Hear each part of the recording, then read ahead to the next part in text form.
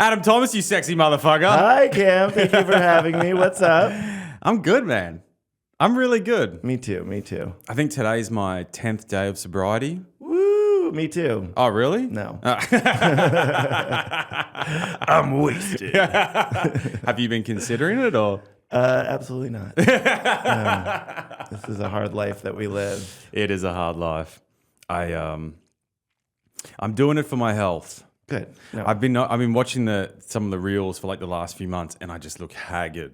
Like every single time, I'm like hungover. My voice is like this, and I've just been hitting it so hard. And coming back from Australia, like the month there, I partied a lot, and then the first week here, I partied, and I was like, I need a break. It's hard because I think a big part of this job is schmoozing. Yes. And we do a lot of drinking and hanging out and smoking and all that stuff. And I am definitely guilty of doing it too much, but I'm trying.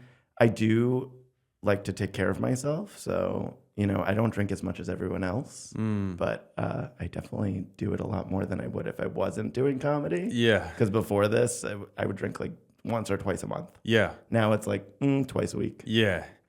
Yeah. And it's so easy to get into the trap of like, I'm just going to have one beer. I'm just going to have 2 beers. Like if you're doing an open mic, will you generally not drink there? Or do you have rules, or some nights you do and some nights you don't? Is my boss listening? I usually do too.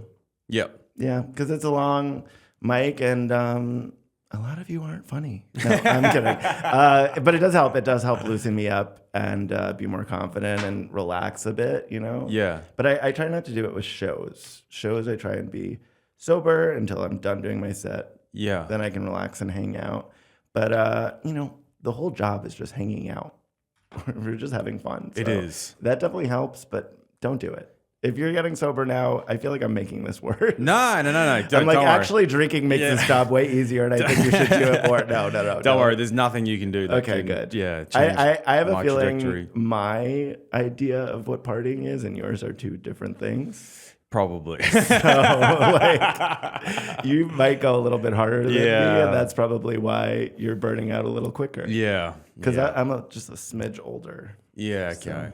I definitely have a weakness for cocaine, which that was never mine. Never? No, I can't afford it. And also, I just don't get it. Nah. I don't get it. There's so many things that I have an addictive personality too, so it's something I'm afraid of. Yeah.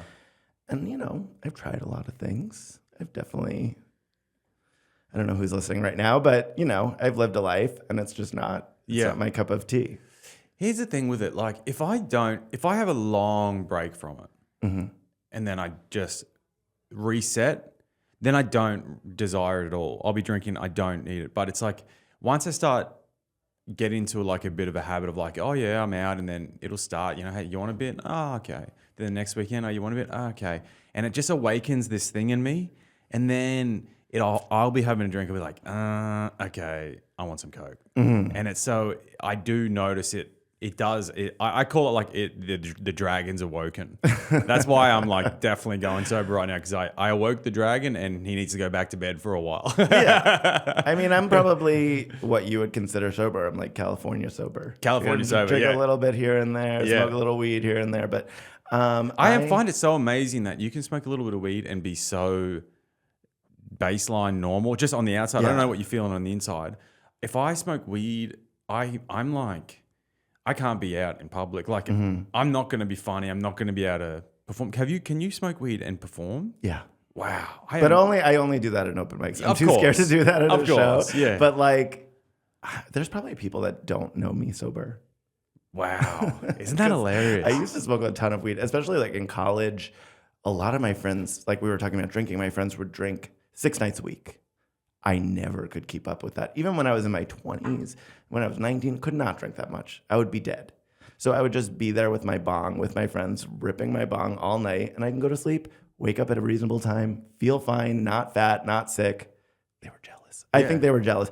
But, that's my weapon of choice. You're a rare species, you guys. I've got a few friends. I got a few friends at home that very few. I know very few. There's probably like one out of in my experience, it's like 1 out of 100 guys that can just do it, but function perfectly well. It doesn't demotivate them. They still just get up, do their job. They look great. You know, like a lot of guys that do it regularly, they become something. Fat. They become fat. They become lazy, not motivated.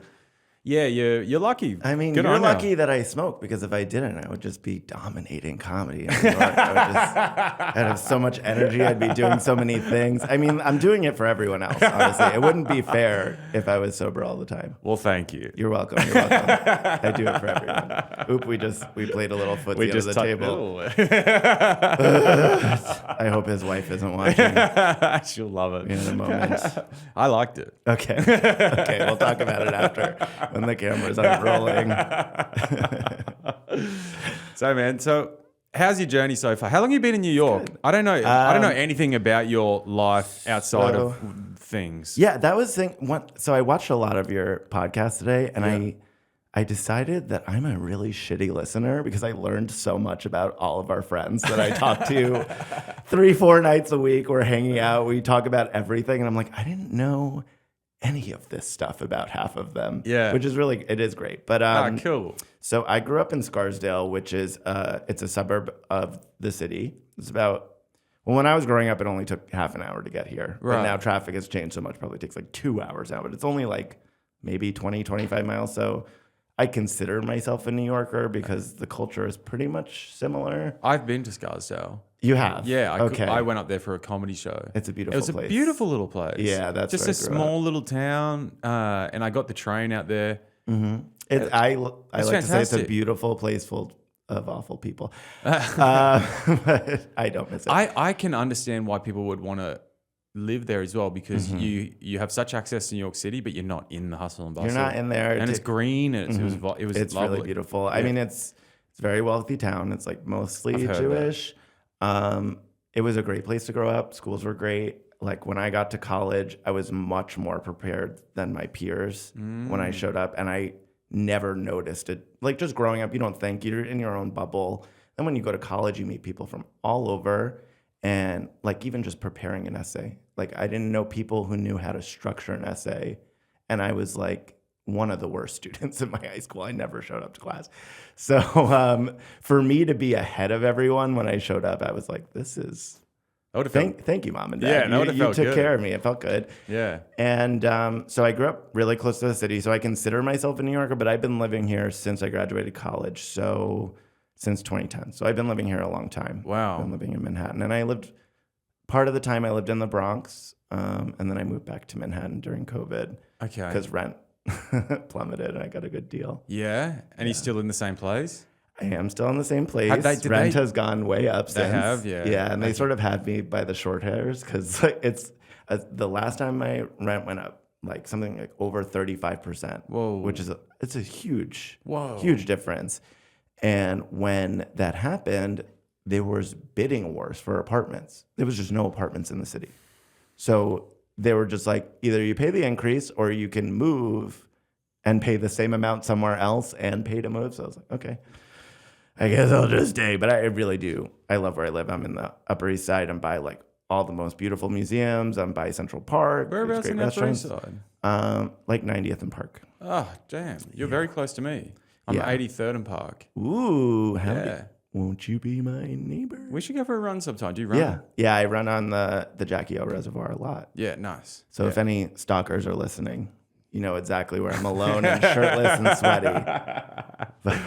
It's so nice running in summer now, isn't it? It is. I got a gym membership for the winter because I couldn't run. It was too cold. Which gym? Crunch. Nice. Same. And then, I'm going to be, dude, we're going to be hanging out all the time. Yeah. So now that it's hot, I don't even go to the gym anymore. Yeah. It's disgusting. I hate the gym. I've just started going, actually. I resisted because I haven't been to the gym in like 4 years. I didn't train, but I noticed, I was looking in the mirror like 3 months ago. I'm like, fuck, I've gotten skinny. I've lost all my muscle because I'm not surfing anymore. Like I used to surf a lot. Yeah, that's a good workout. Yeah, it was fantastic. It kept me so fit. And I was like, oh my God. So I just actually started joined a gym, but Crunch. Anyway. Well, I don't know. I guess it's different because I'm not straight. We have a different body type expectation, but until I was in my 30s, I never really cared about being thin. I was like, I'd rather be thin than fat. I never cared. 100%. And now that I'm getting older, I'm like, it sort of doesn't look right that I'm a little puny looking. Like so I started doing weights last year. Yeah, I think you got to have. Obviously going great because I'm brolic right now, but Mate, you look fit. I think it's good to be lean, and I agree. I think you got to have a bit of muscle, just a little bit. Yeah. Especially when you get older. Like I'm thinking, all right, I'm turning 36 next month. I'm like, all right, probably should set some habits up now of just like, I'm not training like a if you don't dickhead. do it now, Exactly. you're never going to do it. Exactly. And like I look at like my people my parents' age, and you're like, I've worked with a lot of men in the construction industry, and the guys that could do the distance, like the guys that were still working in their 60s on site on the tools, were guys that had looked after their body, and you could tell. And the guys that were on site that hadn't looked after their bodies hated their life. They'd be like, oh, they lift up their tool bag, be like, oh,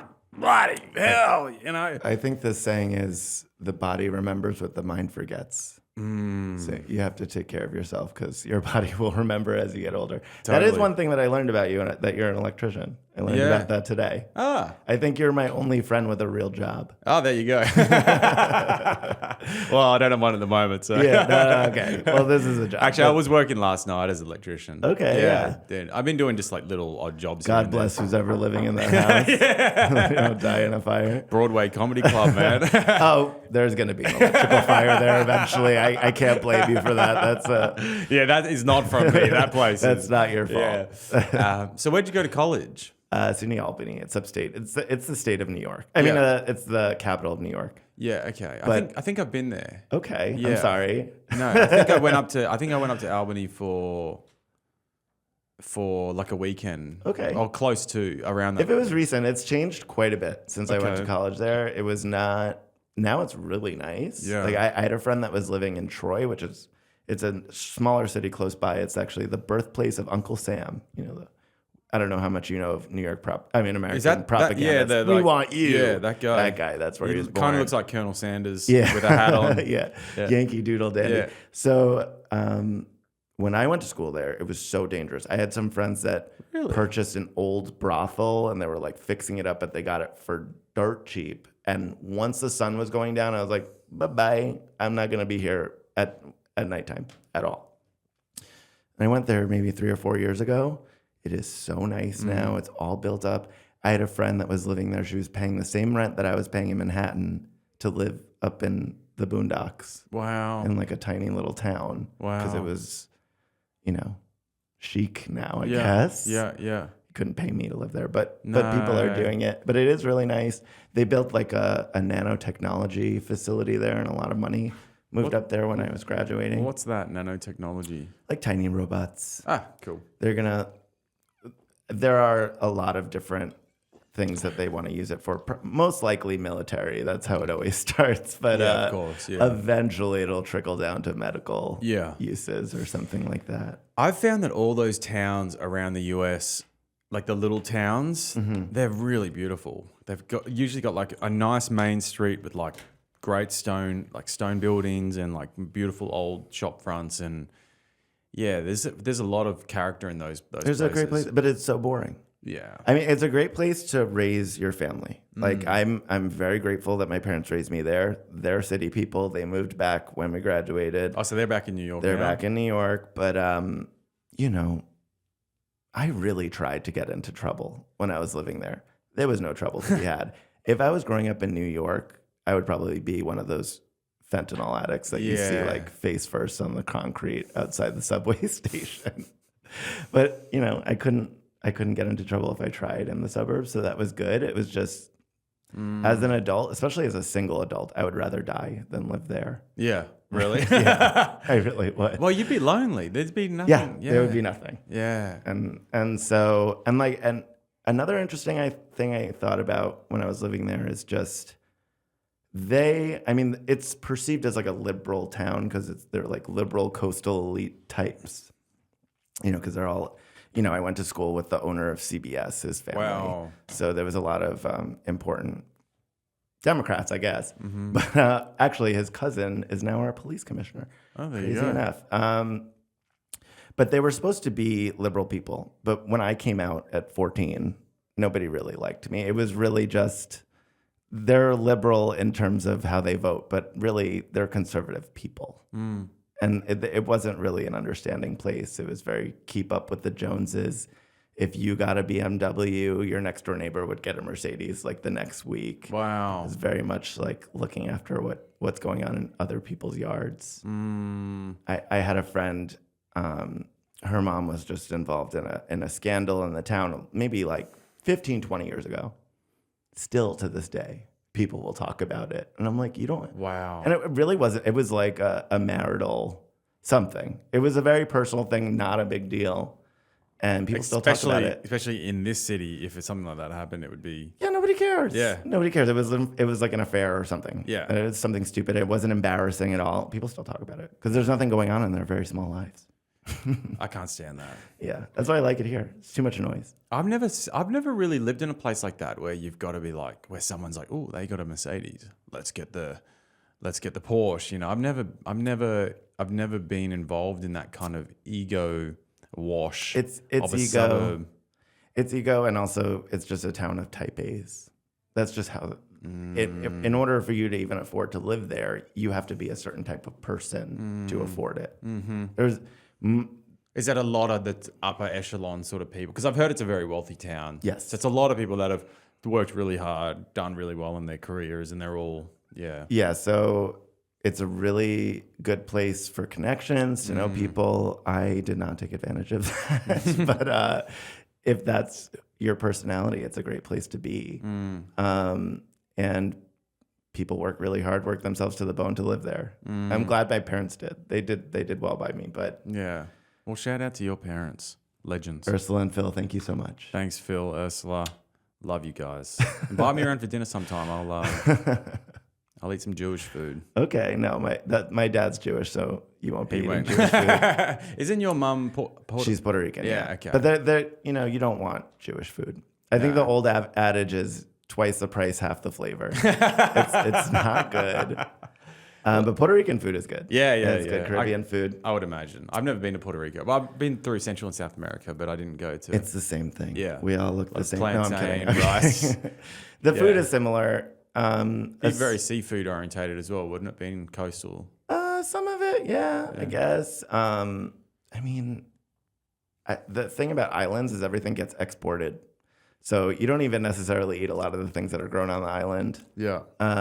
But the food is Caribbean, Spanish food. There's some African influences too.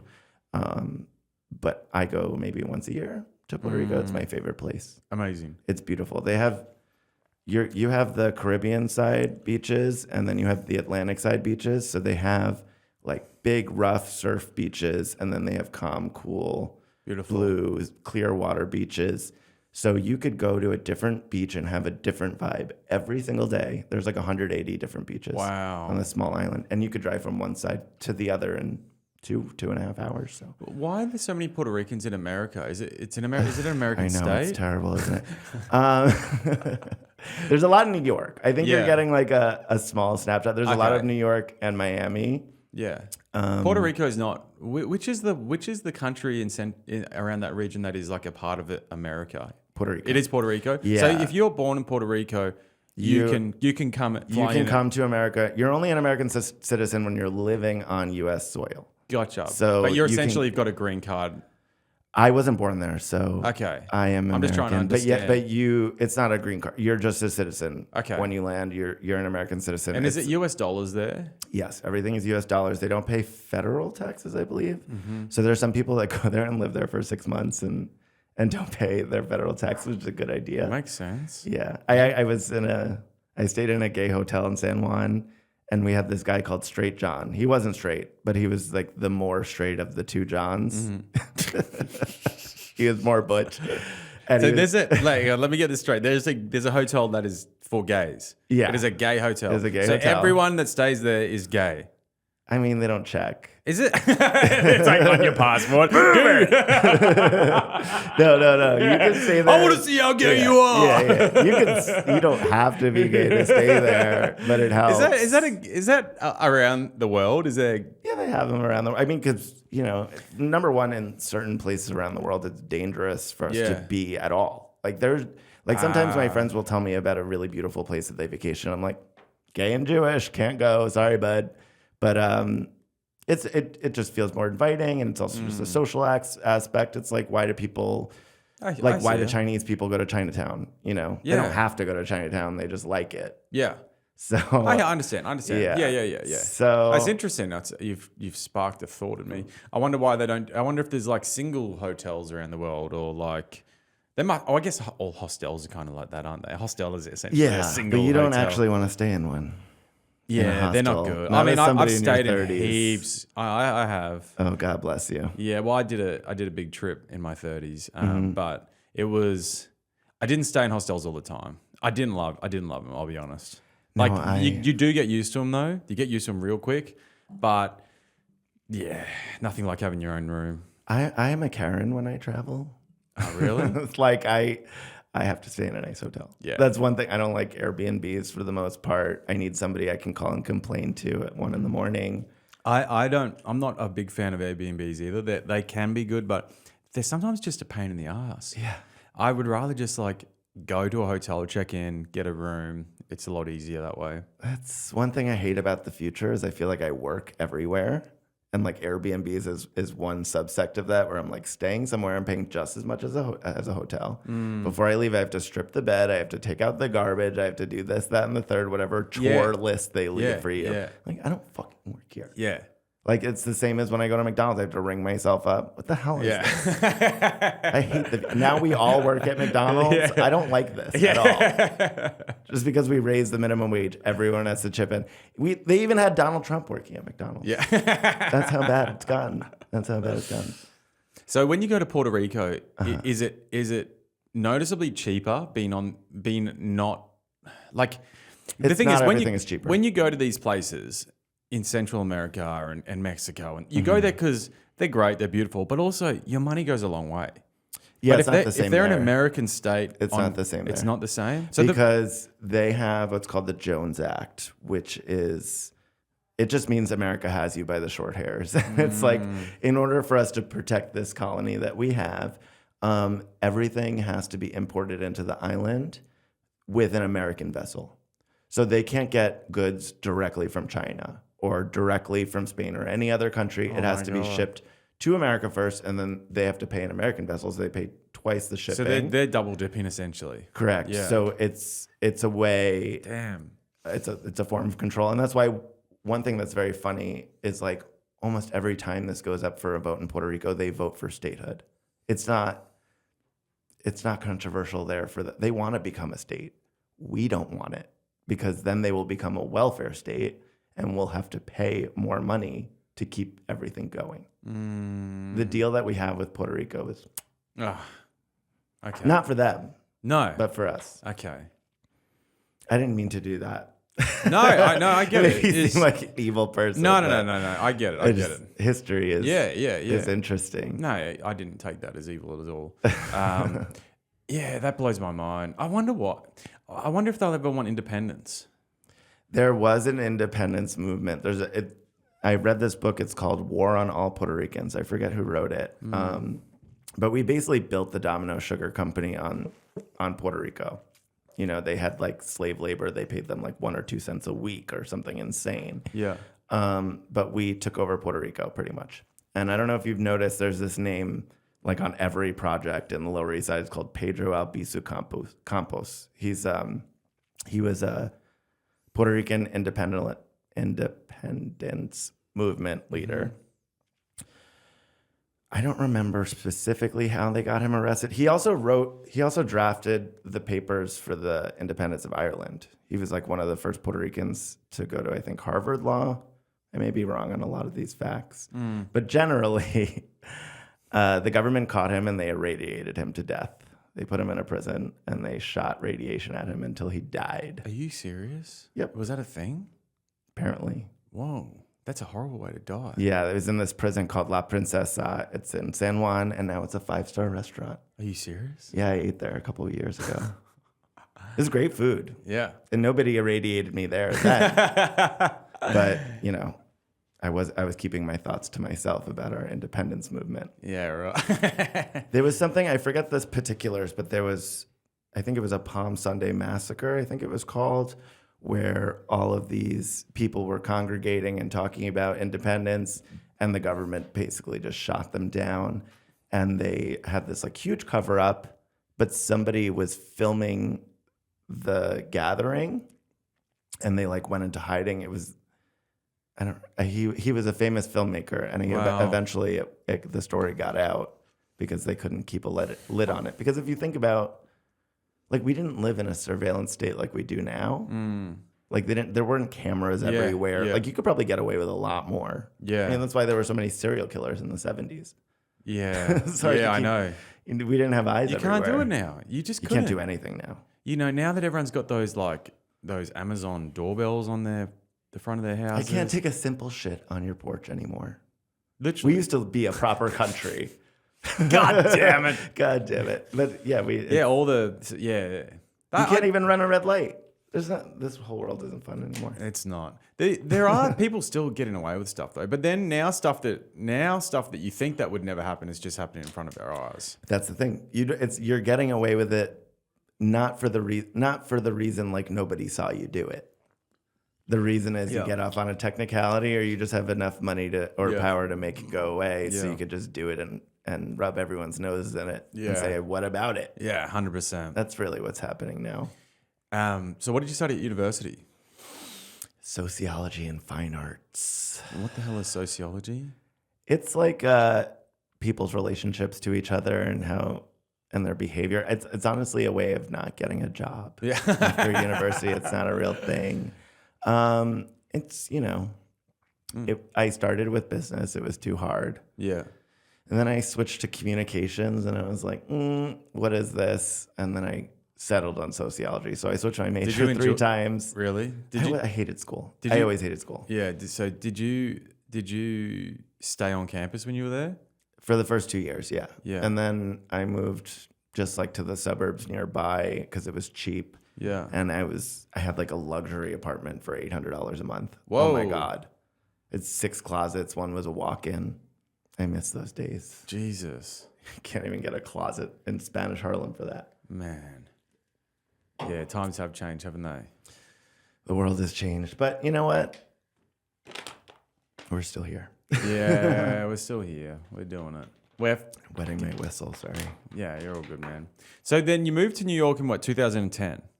Yeah, that's when I moved to New York City. Yeah. And then I sort of just been surviving for a long time. I really didn't have a direction. I was just working my job, paying my rent, living my life, having friends. And then maybe a year and 3/4 ago, I had a friend give me a self-help book. It's called You're a Badass at Making Money by Jen Sincero. Was it good? I recommend it to people. Yeah, it's really funny. She gave it to me because I only read funny books. Okay. I wouldn't read it if it wasn't funny. Oh, yeah. And so one of the things in it said, do what people say you are. And people always said I was funny. So I just started doing stand-up, and now I have like a purpose. Wow. Other than just, like, because before I was just paying all this rent to live here, and it was like, it's great, I live by a museum. But like, okay, I could just go to the museum and not pay $3,000 a month to live here. Yeah. But now I feel like it's worth it living here because I have access to so many things that I wouldn't have if I didn't.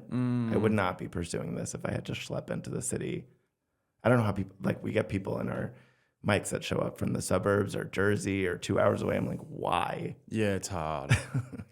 Yeah, that's it. I wouldn't be doing it. That blows my mind. It really is a labor of love though for these guys. Like if you're getting on, I mean, even the guys that live on the deep Brooklyn, like Harrison, for example, to get in from his place is like an hour on the train. I was out at his place on Sunday, and I was like, yeah. So do if you know where in Brooklyn? Is it like Bay Ridge or Sheepshead? Sheephead. Yeah, it's far. It is far. It's a really nice place. Like it's on the water. Like very like he's only a few blocks back from the water. So yeah, I lived in like the Bronx equivalent of Sheepshead. Okay. It's called Throgsneck, and it's just Italian Irish neighborhood all the way. It's like the end of the 6 train. Right. It was so cheap. But how long it does took that so take long to get to work? Yeah, how long does that take to get into, say, like in middle of Manhattan? The middle, it would take like 35, 40 minutes maybe. Mm. But I work all the way downtown by City Hall, so it was a long Right. trip for me. That is a long trek. And the trains just stop working. Once you leave Manhattan, you're on your own pretty much if they're working or not. So some days it would be like 2 hours. We went to some friend's house up. It was like around the 120s. Mm-hmm. I don't know where that is. It was very like pretty high up in Manhattan. Yeah, it's Harlem. Yeah. Probably. And it was like there was no white people there when we got off the train. Thank God. I was surprised, like, because Manhattan, you know, it's very multicultural in New York, very multicultural. But like up there, it was like, whoa, no white people at all. It is interesting because so many neighborhoods have changed in the past, since I moved here, in the past 10, 15 years. They've changed drastically in all sorts of ways, money-wise, race-wise. Harlem pretty much has stayed the same. And they've been trying to gentrify that since, I don't know, the 90s. Like the Clintons moved there after their president, after Bill Clinton was done with his presidency, they built an office in Harlem, and they were seen as like the gentrifiers, and it hasn't changed at all. And people are gentrifying the Bronx. They're just skipping. Wow. And Bronx is further up. Mm-hmm. So there might be some pretty good real estate opportunities then up in Harlem if you were willing to go up there, which is not even that cheap. far. It's not cheap. It's not cheap? No, nothing's cheap. There's no opportunities unless you have like $10 million. Yeah, damn. My dad always bemoans, like in the 70s, he used to live in the Lower East Side, and they were giving away buildings on Tompkins Square Park for sweat equity. As long as you fixed it up, the building was yours, and he didn't take it. And those things would be worth $20-30 million now. But you know, God damn it! There's opportunities every day. I mean, like I had a friend that was working at UNICEF, and they were paying part of his income was in Bitcoin, and this was when it was $1 a piece. Fuck.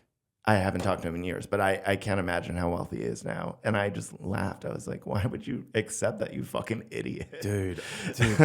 I remember when I was at what, 23? That was when, what was that website that you could buy all the drugs on? Silk Road? Silk Road, yeah. So you. Yeah. I never bought anything on there, but I was working as an... You hear that? He never bought anything on there. Nothing. But I was working in the mines at that point, and I went and had a beer with this guy. He was a young kid who was only an apprentice. And I'm like, what are you doing? He's like, I'm just buying some weed and some coke on this website called Silk Road. Mm-hmm. And I was like, what is this? And he was explaining it to me. I'm like, well, how do you pay for it? He goes, with Bitcoin. I said, And I remember I was like, so, well, how many Bitcoin you got? He goes, well, I put in like $20. I got like, 50 Bitcoin or something. If only we had the foresight. I know. And I'm thinking, I've never spoken to that kid since, but I was like, I wonder if he still has that bit. He's either rich or in prison. Yeah. Or both. Yeah, I have never taken, like, I think I still think it's stupid. Oh, crypto? Yeah, dude. I still think it's stupid, but there are a lot of stupid people in the world. Yeah, there are. Myself included. I've lost money on crypto. Me too. Yeah. I actually fumbled the easiest ball ever. I bought when Dogecoin was like first out. There was like a TikTok video. This like 20-something-year-old was like, if we all buy in and it goes up to $1, we'll all be rich. And I was like, stranger things have happened. I'll put $20 on it. I put $20 on worse. Yeah. So I bought it, and through the Robinhood trading platform, the stocks that you have are just during trading hours, and then the currency is 24 hours. So the line would change drastically because it's not really by part of the day. So it was just hard to read my charts, and it upset me because I'm OCD and nuts. So I sold it for 17 and change. Like I lost money on it, and then it skyrocketed. I would have made $5,000 on $20. Damn. And instead I lost $3. I mean, like I didn't really bet a lot, but I missed an opportunity. Yeah. I should have just let it go. I feel like I always miss out on the opportunities. Mm-hmm. Although you want to know something really cool?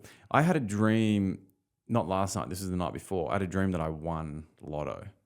And then And I don't, do you like get into like angel numbers and all that sort of crap? I don't know if you like. There's like good omens with numbers. Yeah, my favorite number is 9/11. A lot of angels were made that day and lost. No. But I have a lot of friends that talk about it. I don't understand numerology, but I know it's a thing. It's a thing. But I had this dream that it was very vivid. I keep a dream diary, so I know. And it was I was looking at it was like a lotto, but drawn on like a slot machine, and the numbers 8888888 came up. Okay. And I when I woke up, I looked it up and I was like, oh, that's interesting. That means like wealth and prosperity is coming your way and all that sort of stuff. And I had a lotto ticket in my pocket or in my wallet. So I went to the guy yesterday after my dream, and I'd won $100. Sick. And I was like, that's fucking sick. And then I walked, it's gonna last you a whole 10 minutes. Yeah. As I walked out, a bird shat on me. I was like, that's also good luck. Apparently it is. I think it's bullshit. But I think it's bullshit well, it's not too. bullshit. It's bird shit. But how is that good luck? I think it's good luck because like it can't get any worse than getting shit on by a bird. But that's really cool that you won. I've never won the lotto. Yeah, $100. I was like, That's I was so sick. happy. I was like, there was like 5 people in the lineup behind me, and I was like, yes. Yeah, they probably thought you won like $10 million. It's just good to have a win, right? Good. No, we need it. We need it desperately. Yeah. I would love to win the lotto. I have a lot of ideas of how I would spend it, but What would you do with it? Okay, I'm going to give you a scenario. You won $100 million. Okay. How many siblings have you got, by the way? one, Just a brother or sister? just an older brother, Old. Okay, how much older? 4 years. And your parents retired? No, they're working. Okay, cool. All right, $100 million. So this is probably going to sound awful. I have like a short list of people in my life that I would send money to. Some of them are people that I just care about a lot and I want to see good things for them. And other ones, maybe. We'll chat after. We'll see. What are you going to do for me? But there's a short list of people that I would just send money to, and then I would disappear. Yeah. I don't understand all these rich people that like mess with society and mess with other people when they have so much already. I think to myself, if I had that much wealth, you would never see or hear from me again. I would be out on a boat somewhere. I would have a staff, and I will be taking no calls. Yeah. No calls. I will be calling you from a payphone somewhere in Greece, maybe. I'm going to have to go get that like face-off machine from that old movie so that nobody can recognize me again. Maybe I'll just shave my beard. Be a lot easier than changing my whole face. 100 million, man. 100 million. It probably doesn't even go that far anymore. I think you can make it far. I would buy land. I would buy a lot of land. Definitely. Because that's one thing they're not making anymore. Yeah. They're only making more people. Yeah. They're not making more place. Yeah. So that's like one of my goals is to buy property somewhere, even if I never live on it, even if it's completely useless.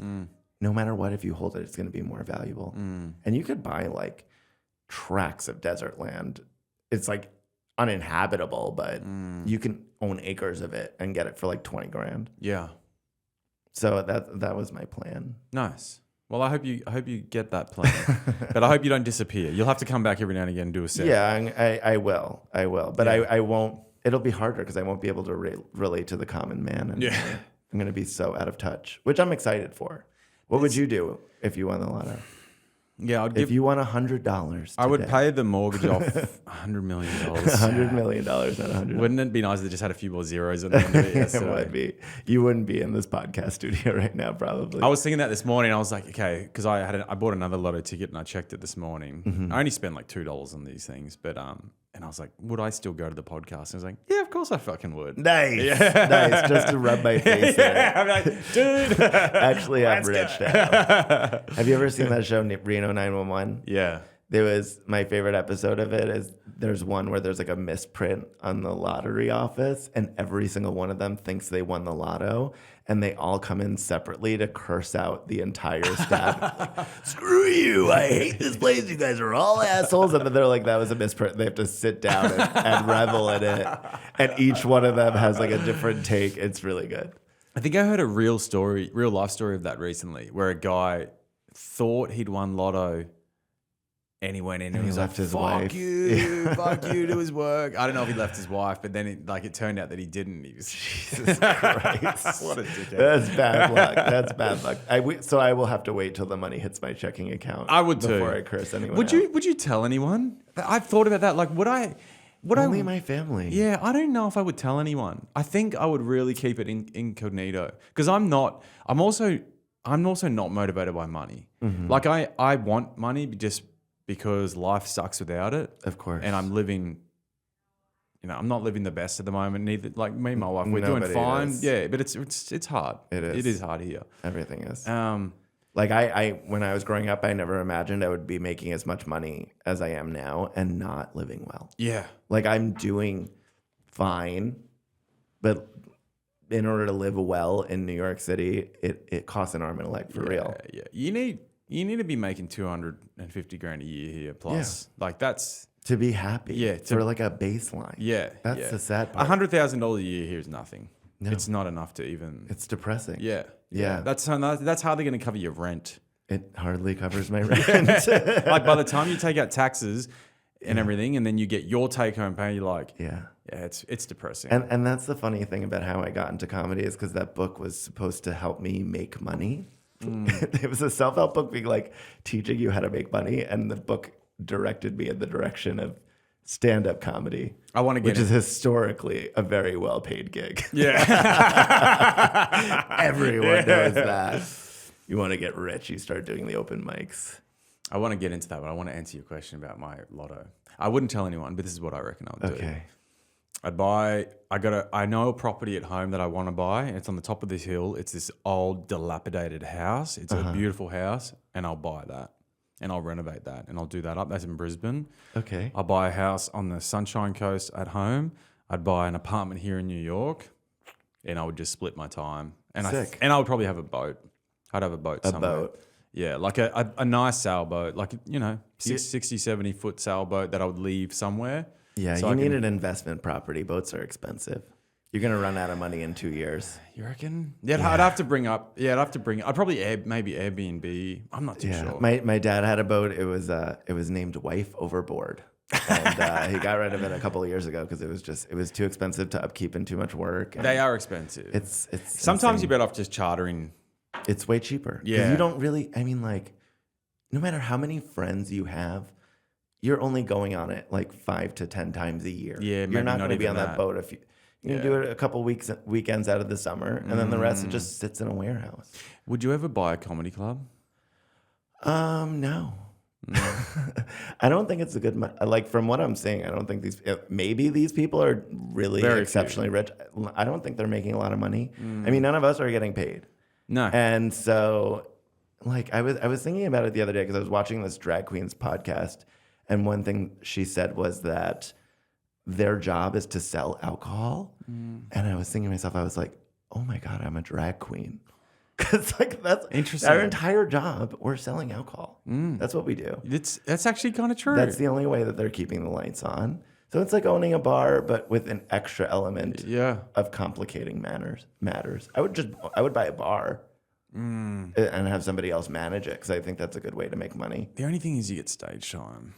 You do get stage time, but I'm just funny, so people put me up. Thankfully, no, I've been very lucky. Yeah, I really have. Well, okay, so you read this book, and how did the book get you into comedy? It's just how did the self-help aspect to then go, oh, well, I'm going to go try an open mic, and then what was the process of getting into comedy from that? So the like I said, it said to do what people say you are. Okay. So and people always said I was funny, so I said I'm going to be professionally funny.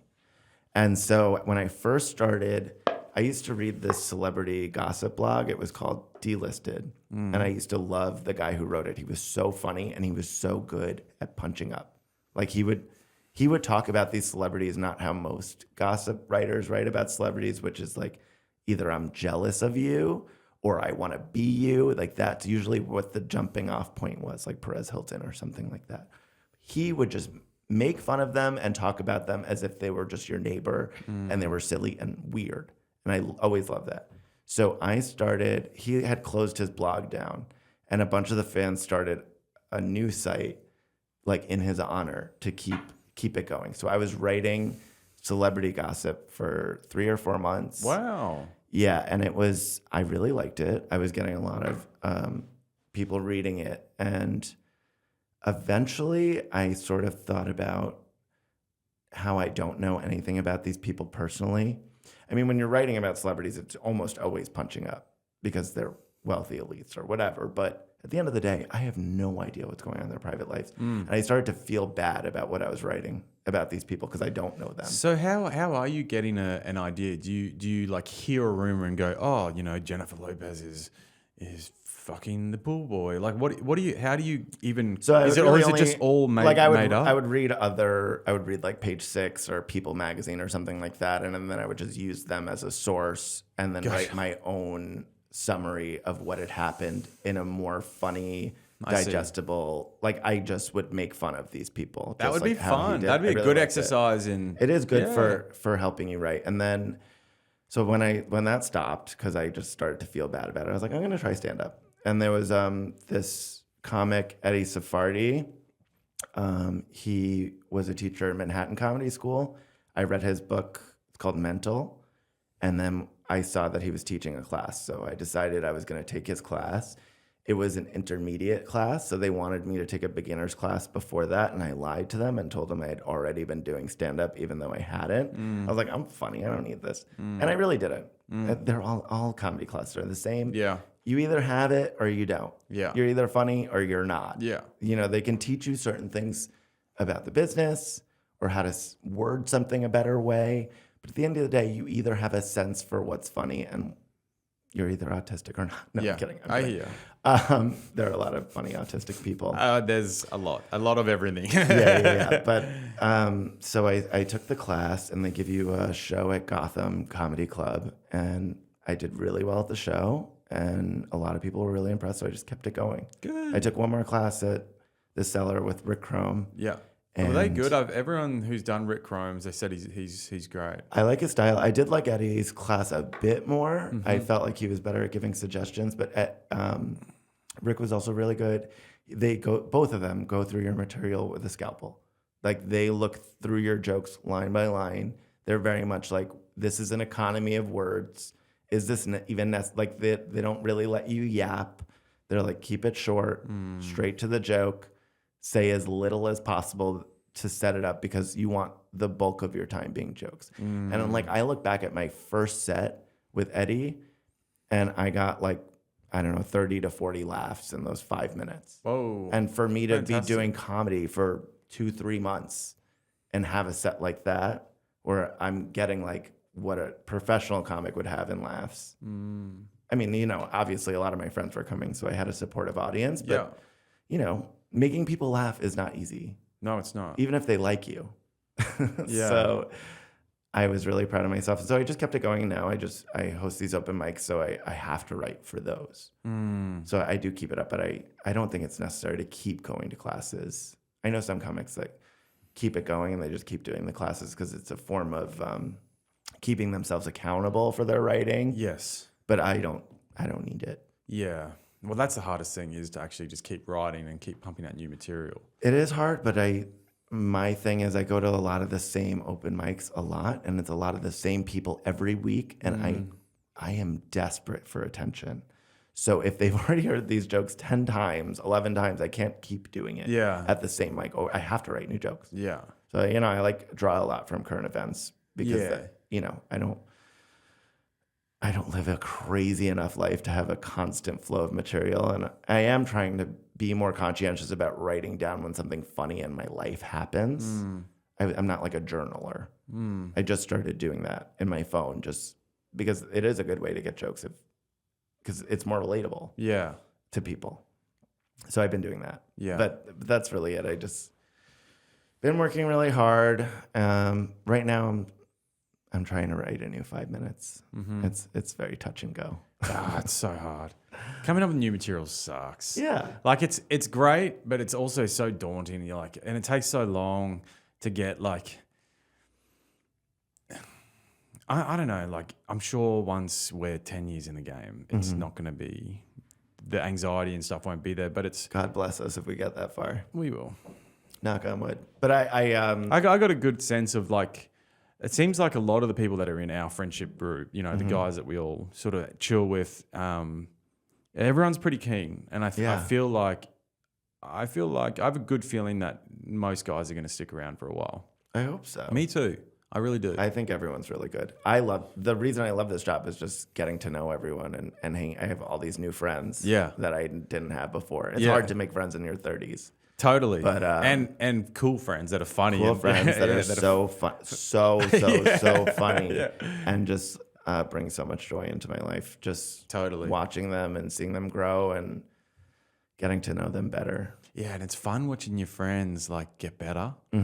And watching them like come up with new bit. You're like, I haven't heard that, and that's funny. Yeah, like Corey last Thursday at your mic. That was the best mic. That was so fun. That was such a good night, and we've been very blessed there.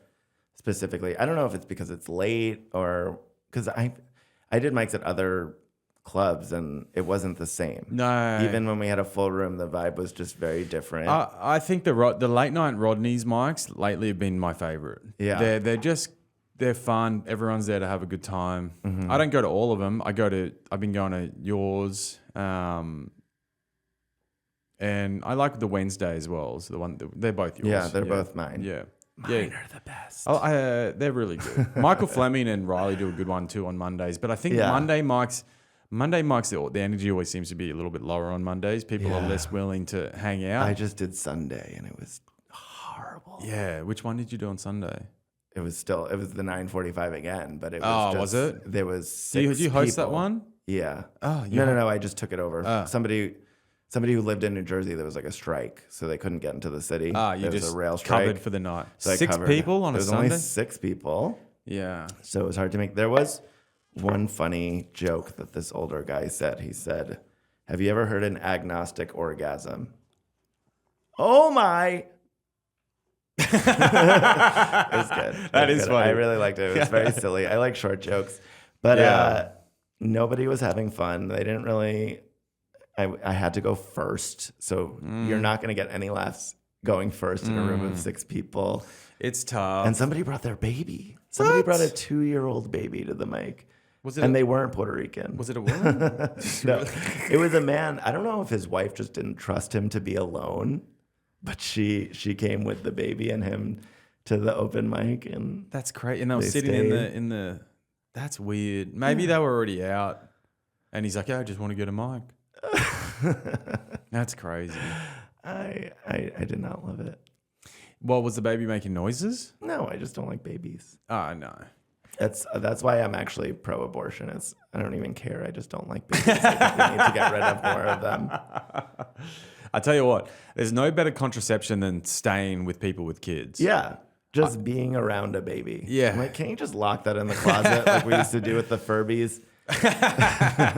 Until it shuts up. They're so annoying when they're not yours. And it's hard to like fathom having one yourself. Like I want kids one day, but I'm also like, I don't know if I...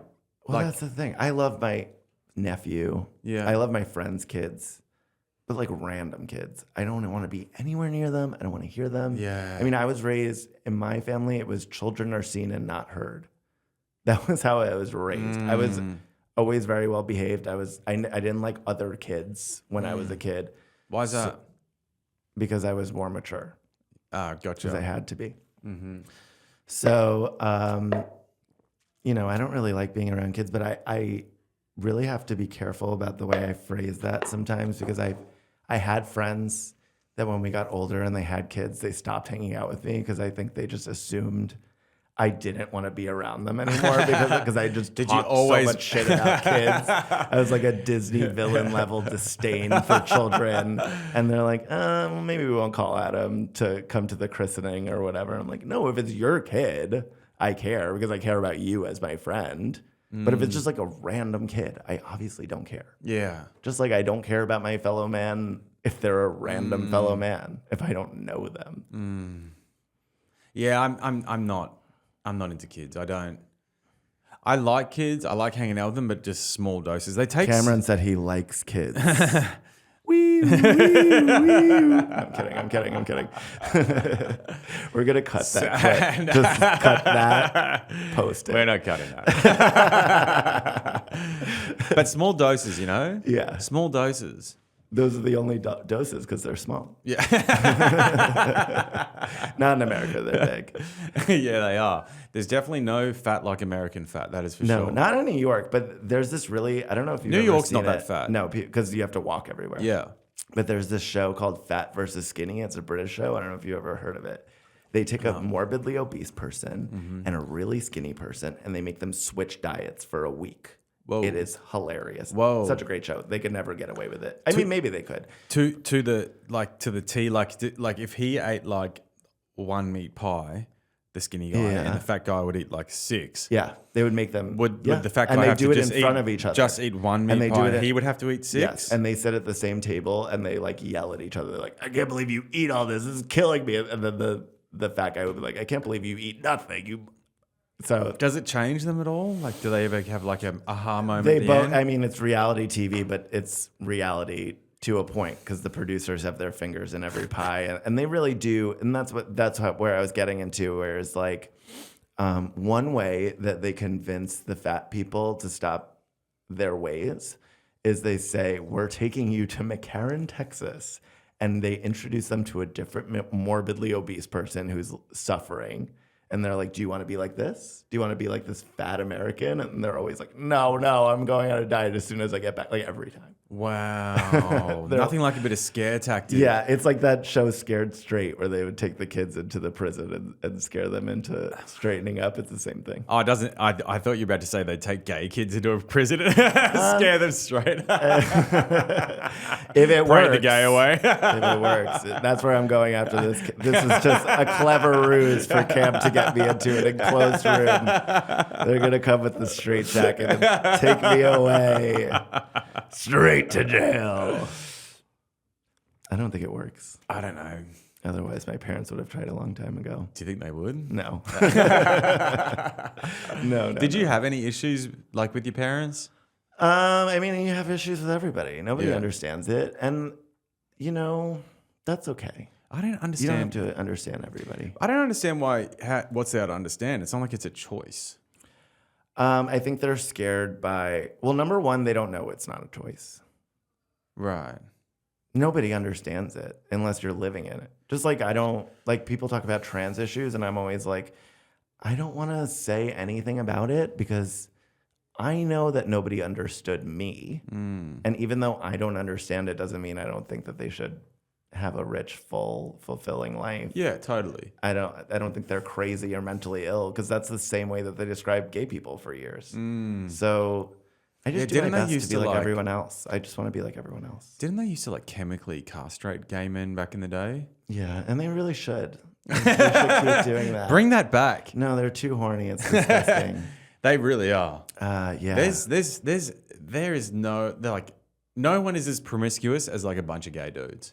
Well, yeah, because men, if given the option, would be very promiscuous. They just have to sleep with women who are more prudish. Yeah. But if it's like horny. Yeah. Just fuck. Yeah, that's how it works. But also, they can't make a baby. They don't have to worry about that at all. There's a lot of reasons. But especially lately, they have this PrEP drug that keeps you from getting HIV. So now nobody wears condoms again, which is really weird because I'm like, there are 800 other diseases that you should be worried about. They're like, well, I can't get HIV, so I'm just going to raw dog it with everybody I ever meet. Not me. No. Not me. So that PrEP stops you completely from getting HIV? Like, is it? I mean, it's like a 90-something% chance. I don't take it because they check your kidneys and your liver function every 4 months, and they say like, oh, it doesn't affect it. I'm like, oh.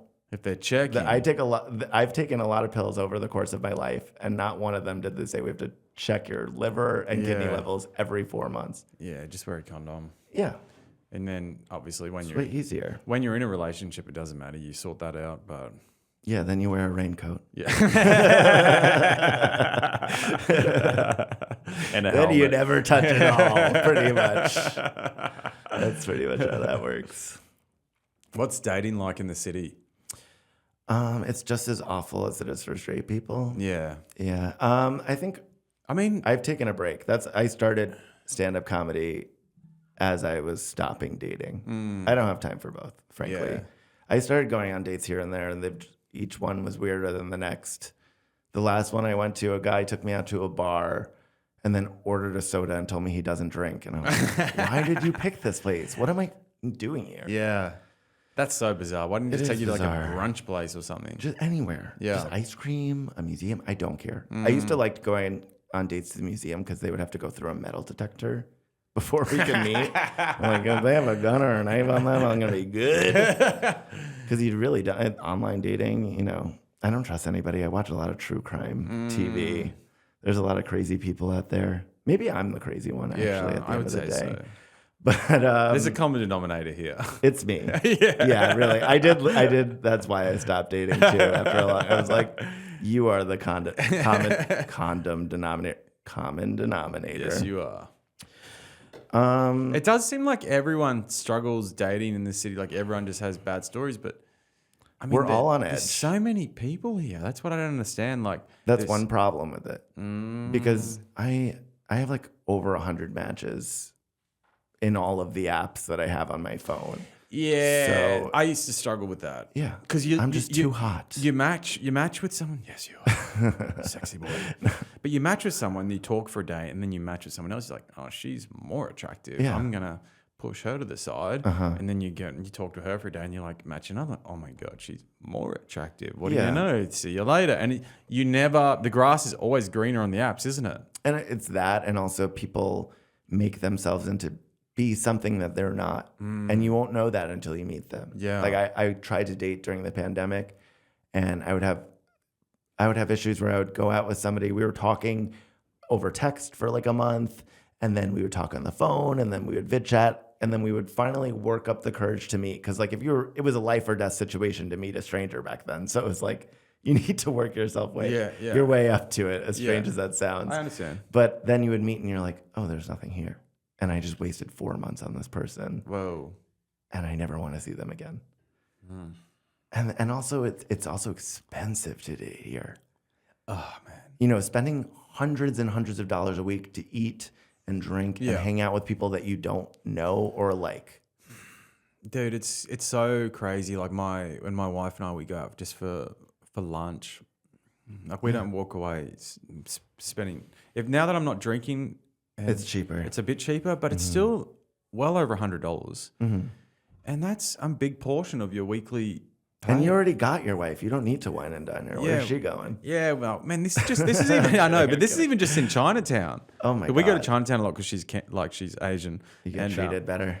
Well, I like going to China. I like Chinese food, and she speaks Cantonese, so I just like she goes and she orders all the things like the dim sums, and then like I just like it. It's like a I fun love little, it too. It's a fun and experience. it's one of the for me. last cheap places to eat in New York. Dude, so cheap. Dude, I got a haircut last weekend for $7. Yeah, that's what I pay. $7 I think for I paid $12. It's unbelievable. Yeah, he doesn't. The guy who cuts it doesn't speak a lick of English. Oh, you go on Chinatown as well? I go, yeah, on Henry Street. And why not? I was telling my friend, I was like, he doesn't speak English, so I had to like pantomime Yeah. how I wanted my haircut. Yeah. And she was like, why didn't you just show him a picture? I was like, because that would be smart. And I am not. I'm actually dumb. Thank you so much for that. Really good idea. So now I go with a picture. It was so funny. Like, you know how they've got the head wash thing? Like, normally you sit back and they give you the, The head massage. Yeah. It's great. But this one, you sit in a chair and you go head forward. It's just like so quick. He cut my hair, and I wanted to get my hair washed because I was doing a show after that. Yeah. So he's washing my hair on the spot in the chair. So he gets shampoo in his hands, puts it all through my hair, then gets a water bottle and just squirts water in my hair. No. And he's dry, like shampooing my hair in the hair. And then he's like, okay. And like points me to the sink and rinses it off. It was hilarious. Have you ever seen those TikToks with like the Indian barbers where they like lather their whole face and smack them? And it's like I don't know if it's India or it's the Middle East or one of those, but I see them on my algorithm all the time where they like wax their ears, they do a whole thing. Everything in the chair. Everything in the chair. You have to. But that's actually like historically, people used to go to their barbers for way more than haircuts. Like that twisty red and blue thing outside of all the barbershops. At one point, that was meant to signify like the blood-soaked towels after they would perform dental work on people. Like you would get your teeth pulled by your barber. Whoa. Yeah, it was. Medical history has changed so much in like 150 years. I do recall that. And like the old cutthroat razors that they would do, like, but they would just use the same cutthroat for everyone. Yeah. You know? Like simple surgeries, you wouldn't go to a doctor. You'd go to a barber and they would wear like a white coat, I guess, covered in blood. That's another thing that's you would actually prefer to go to a doctor with a blood-soaked jacket because it meant he had experience. Damn. Yeah, the times have changed. I actually wouldn't mind being a barber. Yeah. I think it would. I think it wouldn't be a bad job.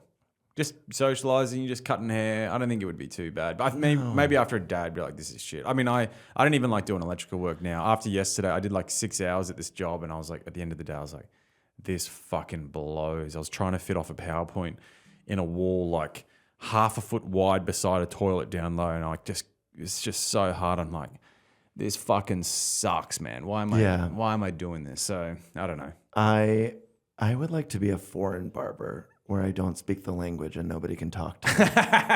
It's like it sort of requires a lot of small talk. It does. And you really have to try and be earnest no matter how much you don't care. That would take a lot of energy, just being on all day. Like, yeah, I wouldn't. Maybe it would be good to practice your material and just tell your jokes.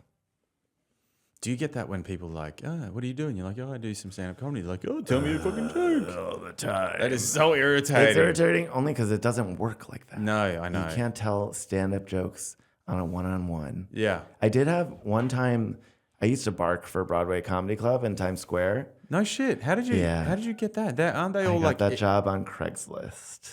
Are you serious? Yeah. I was on Craigslist looking for material because I had like a few Craigslist jokes. Yeah. Don't ask. But one of the ads is like, do you want to work at a comedy club? Are you funny? Blah, blah, blah. So I took the job. It was really interesting because I was the only comic doing it. Like, there were a lot of people doing it for money. Yeah. There's people that do that full time. That's their job. It's good money. I've heard. During the holidays, you make actually pretty good money, but you're in Times Square and it's dangerous. Yeah. Like one time I was on the way to work and I got like a news thing that was like, somebody's getting attacked with a machete in Times Square. And I was like, I'm taking a personal day. What's the commission structure? They don't care. They give you the tickets, you sell them. Yeah. The club just wants butts and seats paying for alcohol. For drinks. Like what I was talking about before. The whole club survives on alcohol. Yeah. Every club. Yeah, yeah. So I get to keep the ticket money. You get all the ticket money? Yes. Holy hell. So I can sell it for less or more or whatever. Because those tickets are like $30 to go to Broadway. That's what they say. Yeah. I usually sell them for like 20 a piece. Yeah. Because I have to convince them to buy it from me, a strange man on the street, than to just buy it straight from the club. Yeah. So I have to be like, oh, it's cheaper to buy it from me. Wow. And sometimes they'll be like, how do I know this isn't a scam? I'm like, you don't. But I promise it's not. I mean, you're a lot more... I'm more approachable than a lot of the people. Yeah. There's like a lot of the people that do it, they have like one teeth. Yeah. One tooth. I've heard they look like they're like one shot of vodka away from dying. I don't look like I fit in with them, but I really do. Well, you're Puerto Rican, that's why. Yeah, and I'm a mess, and my life is a mess. But what was I going to say? It's a good job. Yeah. Yeah. So apparently the whole barking thing, like in Times Square, it's like they're like it's like run by the mafia. Like sick. Apparently, it's not like they're not in the mafia, but apparently there's like, oh, you can't stand on my corner. This is my corner. Oh like, yeah, somebody tried that with me. Oh really? He picked the wrong person. I was like, oh, you pay rent here? This is your corner. Do you live in Manhattan? No, I do. Yeah. I pay taxes here. Because, like, it's a big city. Yeah. There's a lot of freaking people in the city. You're not going to cover a whole block. Yeah, go fuck yourself. One person covering a whole... Come on. Yeah. In Times Square, are you insane? There must be millions of people trying to sell shit in Times Square. So many people. Like people selling, like, tourism stuff and... I mean, I haven't been I'm there. competing for attention with Elmo. Elmo? There's an Elmo. It's really funny because it's obviously not licensed. And he'll have like the head up and he'll be wearing a red like ski mask over his face. I'm like, this is terrifying. You are ruining a lot of childhoods today. I mean, Ice probably picked him up by now, but Yeah. they would have a Elmo and a Spider-Man and a Hulk and a Transformer, and they were really pushy. I would be talking to somebody, they would just walk right in front of me and try and be like, "Do you want a picture?" And then you got to pay money to get a picture with them. Yeah, and they would do this scam where they would find some kid, and they would like talk to the kid without even addressing the parents, which is number one. Like, if you talk to my kid, I'm gonna deck you. I don't even have kids, but I just know how I would be with my nephew. If some like random stranger grabbed my kid, you would get punched in the face. But then they would get one of them be like, "Oh yeah, I'll take a picture with the Elmo." So one of them would come, and then all of them would just descend, and like 5 or 6 of them would come and take the picture with you, and then they would insist that all of them were getting paid. Oh my God. They would be like, "Oh, it's $10 for each character in the photo." No. Do people pay it? Some people do because they're dumb tourists, and then other people go, "Here's $5. I gotta get the hell out of here." God. Some people are smart because they're like, "What are you gonna do? Yeah. You're gonna?" I mean, they could be dangerous, but they're not. So how long did you do that barking job? I did it for a long. Sometimes I did it again during the holidays, but I do it here and there if I like need extra money for something. Because you could probably do really well on a night. Like when I bike for St. Mark's, I've made like up to $140 a night, and I'm only making $10 a ticket there. There was one time during the holidays I made $200 in 45 minutes, and I just left. Wow. Like I'm just gonna go have a good night at home. That's incredible. That's such a good job. Yeah, because sometimes there's like groups. I mean, Broadway, I would say the majority of Broadway's tickets are sold from Barkers. So they're filling that place up. So they're doing well. It's hard guys. though. Because to get somebody's attention in Times Square, you're competing with a lot. You're competing with lights, you're competing with advertisements, with Elmos, with Red Lobster, with Olive Garden. You're competing with everything. So you really have to have, like I used to have different shticks that I would do to get people to stop and pay attention to me. Like I would talk about how awful the club is, or there was like a ledge that was like 4 inches off the ground, and I'd be like, "Somebody buy this ticket or I'm gonna jump." And it was like, I'm obviously not gonna go anywhere. But I would just say the most outlandish thing I could think of. If I saw like 2 women walking by me, it would be like, "We have a show exclusively for lesbians." And they'd be like, "We're not lesbians." Like, that's funny. Yeah. There was one time I was talking about it with Jess the other day. There was one time these 2 women, I called them lesbians, and they were like, "We're sisters. We're not lesbians." I was like, that doesn't, just because you're sisters doesn't make you not lesbian. That's not a good argument. And then I was at a show, and like almost identical situation happened, and I got to pull that joke out of my back pocket because it was something that happened barking. And even like I have that parrot and a carrot joke that I do. It's a joke about putting a carrot up my butt, but it was a real world circumstance where I was barking. Somebody walked by us, and they said, "What's the difference between a parrot and a carrot?" And I was listening, and he just walked away, and he didn't finish the joke. And me and Jess were just sitting there like, "What is the difference?" We were Googling it. It wasn't on Reddit. It wasn't anywhere. So that's why I wrote the joke, because I wanted to make my own ending for it. And I think he actually bungled the setup, because there was other jokes with similar setups, but it was differently worded and it meant something different. I think he bungled the setup. And just went, and he got embarrassed, and he just kept walking. I'm like, you had one joke. And he perplexed me. But that's the thing. I wonder if he knows he left such an imprint in your I'll never psyche. forget him. I'll never forget him. And I got a good If you walked past him, would you remember what he looks like? No. No, I wouldn't. All white people look the same to me. But it is weird, because a lot of people would come up to me and be like, "Make me laugh." And I'm like, "Pay me money."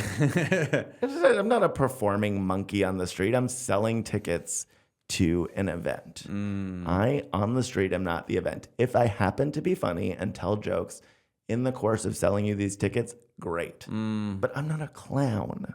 And people are like that. They'll just make me money. Or I would ask them if they like stand-up, and they're like, "I like sit down." And I'm like, "Oh my God, I hear that 14 times a day. Shut the hell up. It's not a good joke." I've never heard that. I've never heard that. Thank your lucky stars, because it's not funny at all. And I would get it like 14 times a day. One I've heard a lot is, hey, you like comedy? And like, I like tragedy. Like Yeah, things like they're just trying to. Yeah. It's not a good joke. It's not funny. And like, sit down. That's so. Shut the hell up. That's so low. It's You will be sitting down at the show and shutting up and buying this ticket, you moron. I didn't realize that you got the whole ticket money. That could be very Don't frugal. tell anybody. If anyone, I will hook anybody up with a job, because really nobody does it more than a couple months. Really? It's not an easy job. I know, but I do barking all the time. I do it like 4 times a week at St. Mark's. So It's like, St. Mark's, though. It's not Times Square. yeah. So, but Times Square is really hard. Did they sell the job in the sense that you're going to get stage time with comedy? Yes, and I never asked them. I probably could have. Should. Well, I did Industry Room, and they gave me a bunch of shows from that. Yeah. And so Did Rich know you were doing? he did know I was barking, but Yeah. I did well. Yeah. And I knew Karen Bergreen as like one of his friends, another comic, and she put in a good word for me. Mm-hmm. So that really helped. I don't think tourists are me. I don't think I've gotten to a point where I'm able to relate to that like people, New Yorkers like me. I'm like a little mean. I don't know, and very gay. And I am trying to make it more relatable to everybody, but it's sort of, I'm threading the needle a bit. And it's that club is a mill. They have so many new comics in and out of there. The shows are really long. I like the smaller clubs. I don't think the shows there are that long. Not Industry Room. That's the only one. Freaking hours. The rest of them, they're not. They're they run a tight ship with the rest of them. They do. Yeah, but it's also the like, Industry Room is so atrocious. they let anybody on It's Industry awful. Room too, and it's a great opportunity for people who are serious about it. But yeah, a lot of people wish go there. A lot of people do that. It's their first time doing comedy. That's what and I they do mean. it there, and it's like, I wish there was like a off. screening process Yeah, where it was yeah. like, but it's a money. It's how they make money. Yeah, go do 10 open mics and then come there. Because, At least. Yeah. But then when you do go there with jokes, You shine. you do. I did. I killed. Yeah. And yeah. I was very lucky that they gave me a lot of shows. They were very generous. I was very happy. And Rich, he spoke to me for like 45 minutes on the phone. He went through each joke. Whoa. It's like, this is good. This needs work. And it was so generous of him. That's I've amazing. never had anyone That's amazing. for free spend that much time with me. Yeah. And help me with my material. You should do it again. Maybe. I feel bad asking my friends to sit through that show. It's really long. Just do it once every few months. I know. It's just such a good way to get a lot of shows. Yeah, I think a lot of this job is spending a lot of your social credit. I feel like it's hard to like, I'm losing I understand. credit that I have with my friends. Yeah, I understand. Like when I'm in a hospital, they won't visit me because they're like, I went to Industry Room that one time. Yeah, yeah. And now that you're dying with. Sorry, mate. Sorry. You actually owe me a visit. You owe me a visit. Yeah. You actually get out of the hospital. Yeah. You're coming to visit me. So that, my social capital, I try and like be careful where I spend it because I only want to spend it if it's a good opportunity. Understood. I mean, it's something to think about, but right now I'm really blessed with Laughing Buddha. They really take care of me. I get 2 shows a month, whether I'm funny or not. Whether I get other shows from other people booking me, just finding me funny, but I have a baseline of shows every month that I don't have to kiss any butts for. Yeah, that's good. So I'm really grateful for that. Yeah.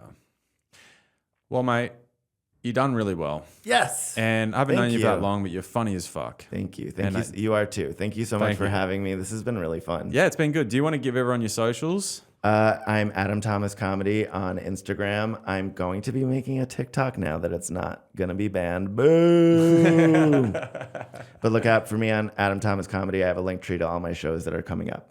Thank you. Hell yeah. Mate, it's been a pleasure. We'll do plenty more. Yes. Thanks for coming on. Thank you for having me. You're very welcome. See you in the next one, guys. Bye. That was awesome, brother. Hey guys, thanks for listening to this episode of Going After It with Cam Bird. Produced by Cam Bird. Podcast edited by Calpit. Music by Brian Rigby. If you've enjoyed this episode, please like and subscribe. And if you can, get after it.